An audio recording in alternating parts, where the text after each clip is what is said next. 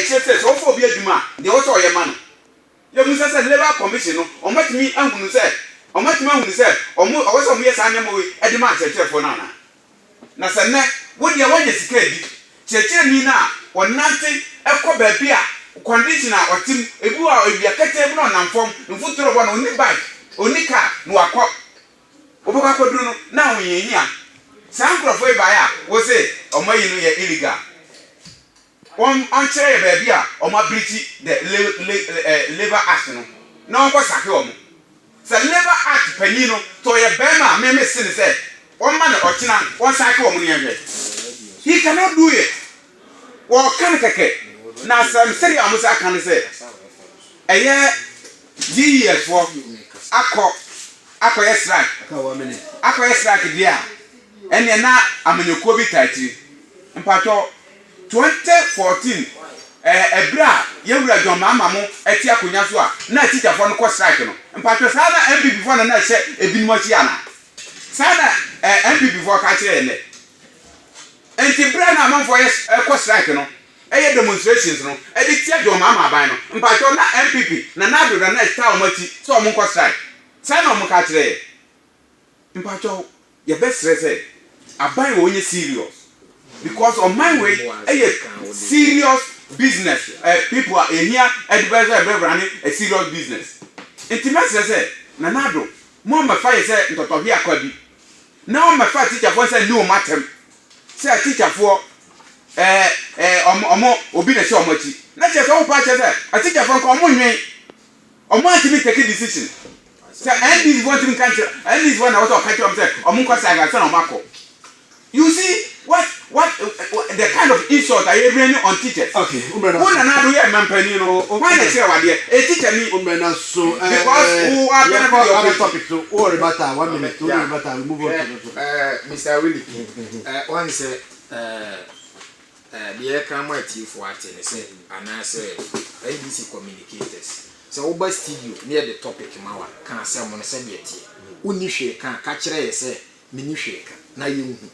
Because teachers for work strike over 10 so 4 years. I started 2012 to 2016. Went to Mantua Capre Cramo. Now, by better figure so casse. If you moon and more year, now offer no the names or the general. What so say teacher for him, Quasiafana. I asked him so. Now, nobody put two so born in Adia Boy. I tell for Mutian teacher for him, Quasiafo. In 2 better figure so I know I can say the city only more connection. Because as a man okay can you near the idea and no to us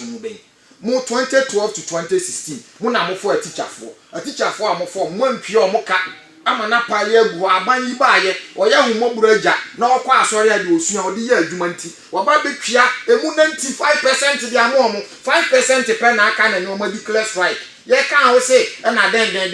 mo 4 years kura mo ntimo for mpie mo ka what are you saying 1 minute na so megina o rebata o 1 minute Minia midase topic. Omo say eya aban be na aba anase amanyeku party be na aba aban mu a won inherit kada. Me putu before you single spine size structure. Eya MP before na dey buy.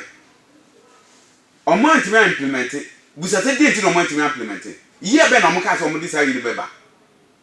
Ena me no ka say you were Professor Mills and about no implement here, initiate here. Do you know amount of money? A year car, through that single span, you're being inherited here. And it's over, necessary also to ya. A year knows what you know, Jais, Sabi, and Sambia, I can't say. Okay. Minia, Midima no see, I was asking no. Me no Casa is here. Sika, ya Casa, and yes, Sika, when you're pro. A yes, Sika, that I was at the match of telephone. And I didn't know one farm. Enti ya ye the moon na wie ah wo say this can match the telephone a adenti na ba no e pe so tena so adenti na ho so tena so enti aba no dey serious but teacher for them serious people omo tena se e ma won kwotiri onkro for obusia for kwotena ba mu na won ni sika no na for bi kwoto enema ansem fata na for ba ye politics me na omo no ho be ka wa say political party bi dey bi omo yeah next topic me be start so NDC there na mo ho e voter register ma umpese ye be new voter register you know ma work out of IPAC meeting and also 5 minutes medase we eya ade ba ko a eya yo hosem na eya asefesem se ne enkoso da o ya mamuom e wa ban MPP aben so na omo ehye kutupa amasa anya ma we ekoso si e ka bibi a e friend of public sector worker and a public servant who say nipa no you have no right according to the statutes of the 1992 constitution a bandit a civil servant say or didn't move for amanyosimu and so they go here in NCA boss is he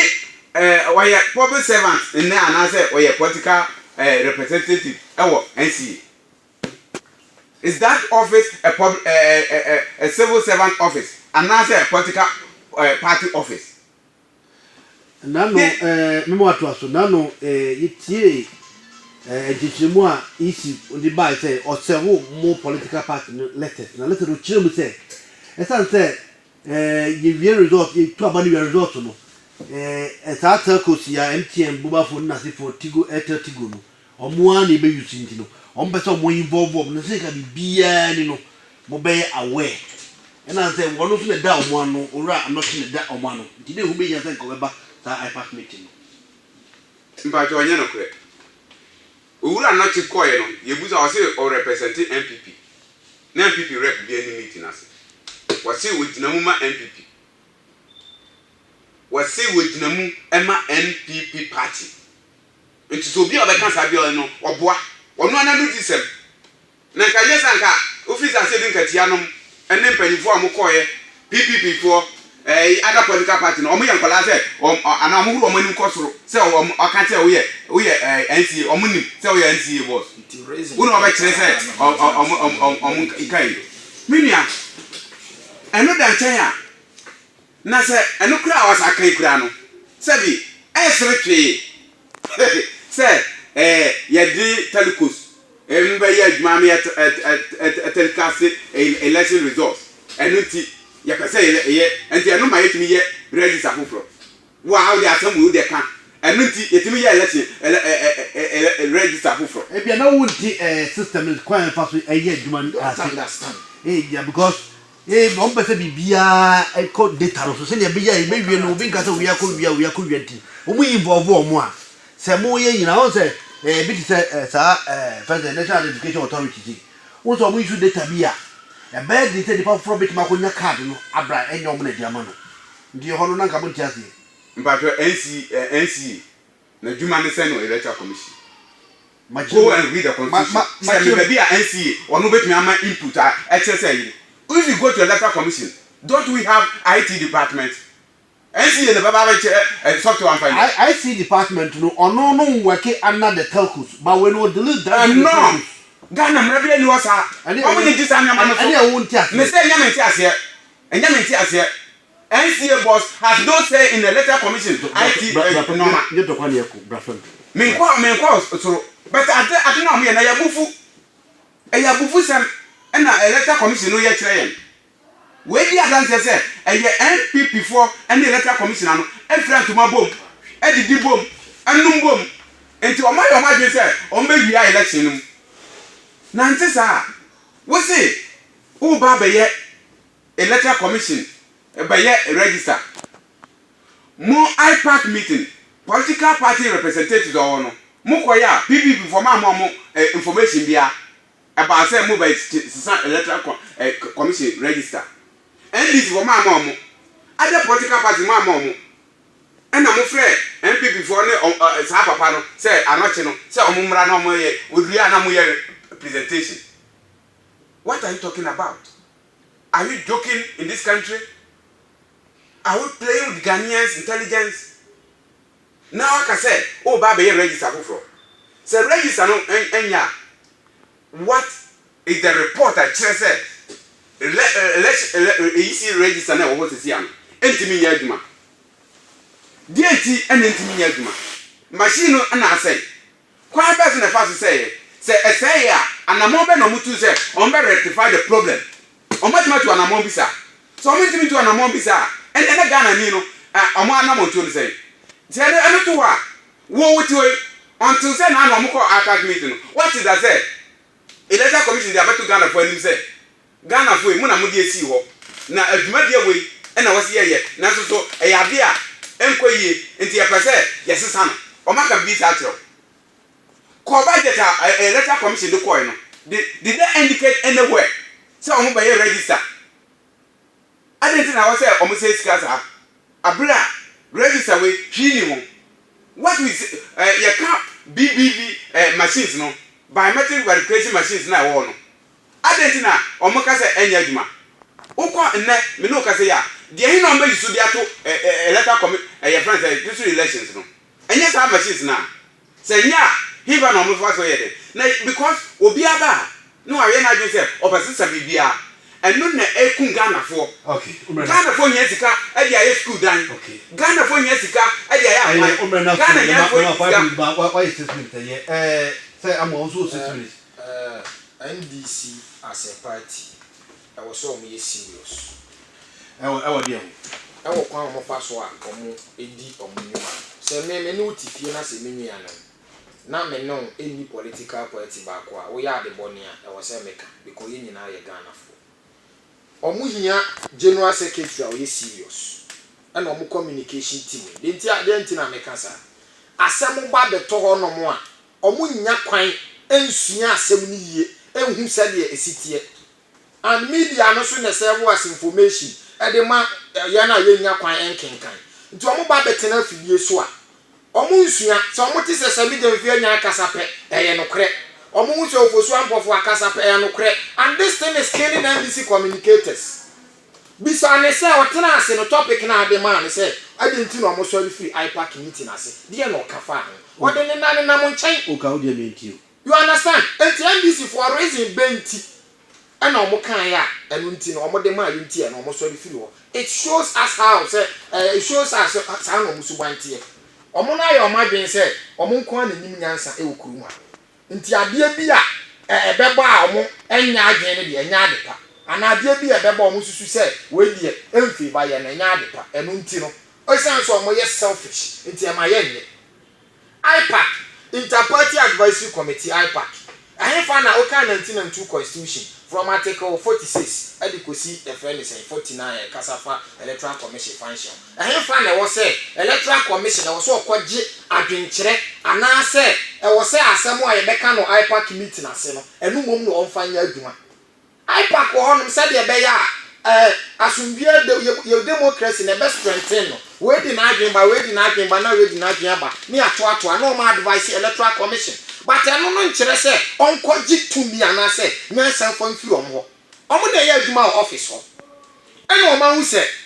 enfidie na ye de ebi dwuma no ebi hu atochema ane ye ba be ko ye nimu no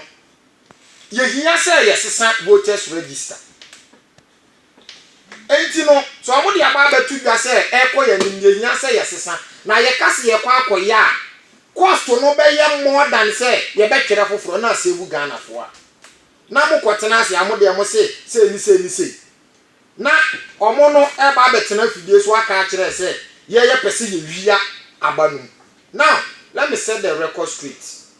Justice Jemifa committee na eye hwan mo na ete ase hwan na ye di asem no mo go ekoro no bo akoso otia mu ka se Jesus Christ na ene every free yankra ene NDC fo ahu so mo party no nipa o betima bokro no pai every free yankra to my director of election onu na betima ba bewia abane dia mo onu na betima ba bewia abane dia mo nti enye no director of election na okoye no so hu se dabi electoral commission we na nita ho oye tactful obi a or the principle ni normal na eni dwuma enti no oma walk out of them it is a clear sign of disrespect ye kwa kosia e bia sumbia ba ye to adwen for vigilantism NDC for se ye nko bibia bebodi a no se ye nye enti metena se na hu kwan a suban ya nkrofo we ewo mu pa omo pese ye de Ghana samba be hye omo nsa na omo nsa ne serious as a party na eye meya and it pains me say the largest opposition party e wo Ghana hanom e behave as such ye can't Ghana democracy Ghana party anka wo say o kire nkora na omo maka no say de si ya de kora nka NDC but omo ameka ye da bia obete kwasea na nsesa na adwen kwasea nti da bia ombekoso ayen kwasea fo sa da bi it is high time say omo behave no omo ye serious because yes akra kire say omo nye credible udi omo chi a ene yes say e kire say you understand enti no ano edin pa they should be serious so omo pese omo ba bewe ni 2020 election na omo nye serious no omo nya sa propaganda because first no na Ghana fo na your friend say illiteracy rate na wo soro ene Ghana fo osua de asemo ba ye tenase adwene hu yie nti no omo ba radio so omo dede ne propaganda sem no Ghana fo anyini eboro sa anu nti na be ma se edu nkati aka se eye kama se ne se wan sua de kura dan se obeko free senior high school we ye dibu oman nti no NDC fo ba omo kan kire Ghana fo se mo se na na adodan kwa akofo ado aya ade ewe enye nti mo no mo ba we na mo ba beye na ya fa nyina so ento aba emfa mam na nya se da bia mo de free se aman betena asi mo de mo nyi afranti na mo harusinati nti mo hu ade ba ko pekura mpo a aban no aya eye papa e wo se mo bo na ba so ana se mo upload 1 minute enti no so mo yesa na kire na mo hu how ungrateful they are who can look as nsempana Yesu Kristo sa akwatafo 10 bi yare emu ba ko pe ne kai a wode aseda ye de ekoman e honom na Yesu si oh na se mo ba na mo ye 10 na 9 na aka no enti no NDC fo ye obi mo no mo kwa asori omo nsua sa de we se Ghana no enye MPP fo de ya na enye NDC fo de medi ma no usi no awule medi ma no usi no na omo hu se Ghana no enye nyina ye de na political parties in eya kwanya bi na nyankopon de be man so be ba be di oman ne so nti ade ba na say ye national ya mo for selfish interest enka say na ye no en favor nti na den me da say your last topic me gina all better be 1 minute macho Bible e kan say ndi chere say nipa bia otiwi ase no Proverbs 8 ogbegu sanse no wose nipa bi afia enyansa ne se obekaya Kennedy Japan kan asem bi and I want to quote him wose se okwan bidimu a it is difficult so obehu nyansa ni wo badu no kire ba je so obi adwum badu na wa kire MPP ni na kan ni je say onye topafi akabi je say onu su ye saint wose Uben people with Jimmy MP le kan you. It is a count ye de compare Nyansa or political parties and this MPP. It is the whole world captured. Ubon is me boss is aba. Say Canada Japan say MPP before the Jimmy phone kwa. Me da say me gina me make nyina ne say. Ye make nyina ne say. Me say Ghana for enhwe no mu asem Nyansa sama do mama NDC any other political party can defer electoral commission so omunya ne omoye no benefit mu other push you know omo ye so be defer election no omo aba wanti say sa na montu na nye papa e bobo Ghana ka okay thank you amen one say asemo a okan yi Kennedy Japan asemo a wakan bebrebe nyina we na okofa ya ena de moji Kennedy Japan di asemo na okan ye no wa kire say uswa but omuade because utimi eyisu obi quote wa kan Bible na wasan ba be kase e wo se NPP fo nyina esunya nyansa you see e kire ba bia yetete you can't sit down on air and then quote obi ayi a waka na wo de didi MPP ntu be so o kire se ahemfo mo e wo MPP empanifo obi o wo MPP onim nyansa e jani de manyam. Your last topic meditation so just city no depreciation no ama likelihood say fuel price ni cement price e be koso amwa meditate so wo aka 5 minutes the me be 2 minutes okay we 2 minutes I think say me am hu sa issue we no me kan ye no na enye me de nti na enye me de Ghana ye hwe yesika yedi ene oman a atwa ye ho ahia na obi a otie ye bia no enim se kwan a sidi no efa so a ekosoro ana se eba fom no e affect ye bibia ye no okruma di se dollar no ekosoro na ye sidi no ba fom a ema paturubo ekosoro ema no ma bebrebo ekosoro enya bia na na adoda nkọ akofo ado asoma mpanyini na ote akonya so no eye ne de na wankasa nso a wote ha no enya ade a eye ye de enti no aba ne saa no aban entinai o putu innovative measures they are putu things in place said they be ya CD dollar ratio no ebetumi abaso because MPP ama na dia kunya ne say tem bia no man koso enti we ye burden ba ko a eda ye so a ye work on that but enye say deliberately na aban epese no ma mu etoto koso we na ye no ma e wo say Ghana fo ete ase say eye sei enete enti dia na ye nye na ye mfa putu things in place but enye bibia na beba then they will start to politicize it say yes sir Ghana as a country no yenko ye because NDC need the sobobo NPP ni wa onu su benya bi e dia bon nti ye koya nim no we are trying to devoid from those primitive ideas because ye hu say eno na ya ade a e drag your mind bi ko akiri a enye nti no de ye kan say aban a ye gimidi na nyankopon so e ka ne ho e beboa ama eno matima stabilize na si ya ye besi mu yi we trust say bibi sa do okay me that pass why justice to 2 minutes me gina 2 minutes ni am da say nwanwa say na de ya no ehu say omo kan so mo be kan say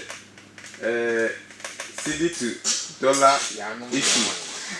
na CD depreciation won seven no na me enye no NDC ni MPP who ka Dr. Baumia was say one ma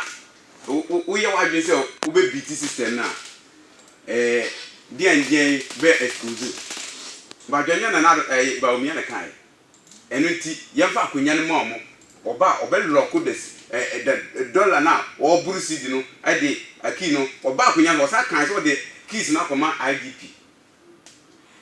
de bio ene MPP ya hu say sa fuel prices no say enye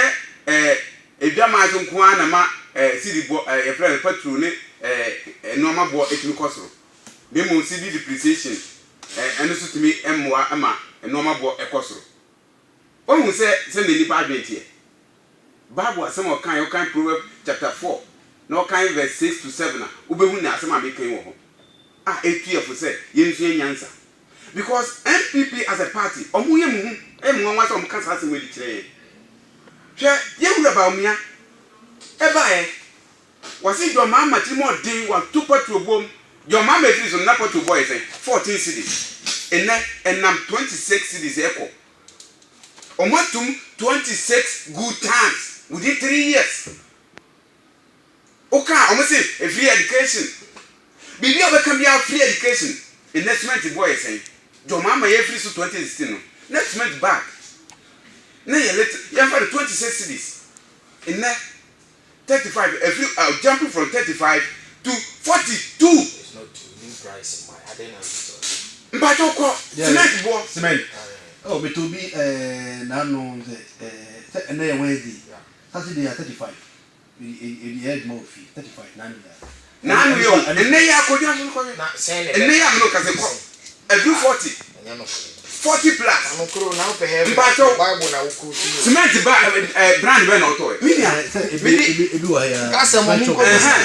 enti kwana ko busa me no kase me so ma busa be tie ya me ba me busa ebo you look rase na be so me busa gasin 1% me busa gasin mo omo say 42 oh ma say jai udura no akobusa minia ena me no kase omato patro boom right me no kase me ma no si no the producer a signal me ma no si no na makai say hwe MPP fo omunya atwem bia o ma bia no system no be expose omo nti me sere say omnyai say omuye niema ensem fata na nne aka omato patro boom uni so omato okay uni so omato patro okay omato patro o kan simbi what 30 seconds mate o say Baumia his excellency say Mahama Tirimwadi. The entire cancer say obi amfa ne phone na on search say fuel price increased by 11% on the 6th January 2016. Oh sorry afra kunya so no enu odi sawu no e de to hokoye ya to aba o ba be sorry akọ na odi sawu 6 January 2017 enu oye sa de to se de be ya aban ne ba ya na ya kase wa ba be tu patuo mu enti anu na kire nipa bone se mo amahama ye ya o ko ye kan ho ase mini ai yewura kofo free 2009 1-2 na mo se bia e mo na tem bia